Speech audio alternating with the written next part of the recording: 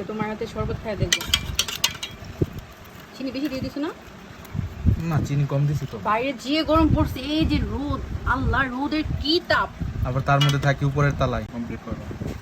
এই শরবত খাওয়া শেষে এত রোদ বাইরে, অনেক রোদ, মানে তাকানো যাইতেছে না, এত রোদ।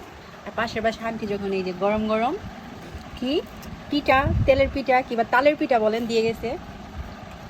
বিসমিল্লাহ। ইয়াম্মি। আসলে অনেক মজা, তাই না? কিন্তু আমি যখন বানাই তখন শক্ত থাকে অনেক। তিতা হয় তিতা। এই ভালো কিছু বলতে পারো না? ফাজিল বেটা, ভালো কিছু বলা যায় না? থাবা মারতেইব। একটু ভালো কিছু বললে কি হয়? আমি বানাই তখন একটু শক্ত হয়, গাইস, তখন একটু হইতে পারে শক্ত হয়, একবারে ইনডাইরেক্টলি মানুষ বলে কেউ কাউকে। শক্তের একটা লিমিট আছে। তোমারটা মনে হয় ইটা দেওয়া নাই সেইটা।